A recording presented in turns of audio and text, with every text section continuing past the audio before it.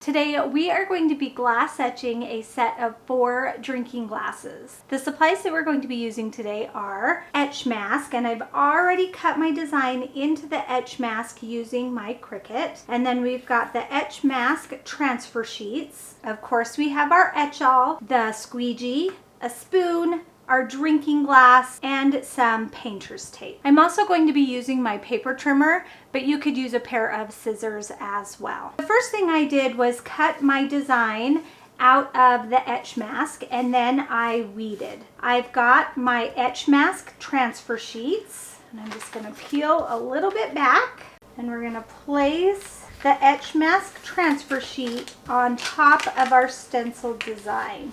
I'm gonna take my squeegee and just rub over that. I didn't quite make it over the bottom, but that's okay. There's nothing major down there that I would have missed. On one of the edges, I am just going to trim the edge. So I'm just trimming right up to where that etch mask is. We want to get it at the right angle so that the top and bottom lines up on both sides. It doesn't have to be perfect, but you want it to be close. This is the trickiest part of the tutorial, is just trying to get everything to line up. Now the trick is to start to peel off the etch mask backing. And we want all the little pieces to stick to the transfer sheet. I'm gonna fold that a little bit. And again, we're just gonna make sure, okay, that looks pretty good. And we're gonna lay it down and press it into place. Then we can come back here to this piece that we folded over and peel it back, making sure that all of our pieces stick, which that piece didn't. So we're gonna rub it. We want all of the vinyl to stick to that transfer tape. We did pretty good.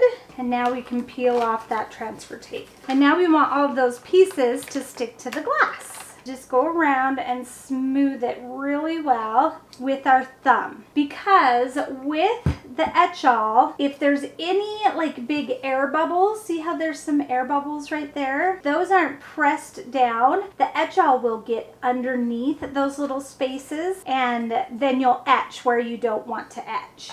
That looks really good. I'm happy with that. I'm going to bring in some painter's tape, and I'm going to go around that etch mask, because anything Etchall touches, any part of the glass, even if it's only on there for just a second, it will etch. I'm going to grab a little bit, maybe a half of my spoonful here, put that onto my cup. The best thing about Etchall is you really don't need that much, plus it's reusable. So I put that down, and now I'm just going to work that all the way around my around my glass, making sure that I'm getting all of those little cutouts. It looks like I've gone all the way around. I'm going to let this sit for 15 minutes. So I'm just going to turn the water on. Once you rinse off all of that etching cream, then you can remove that etch mask and the tape around it. Sadly, when I did that, I didn't have my hands camera turned on, so I am so sorry that you missed that. But it really is just removing and peeling off that etch mask. Super simple, and then you are left with a super cute drinking glass. I'm gonna put my red piece of paper in there just to help you see it a little bit better. We've got our sun, our sunglasses, our watermelons, and the flip-flops.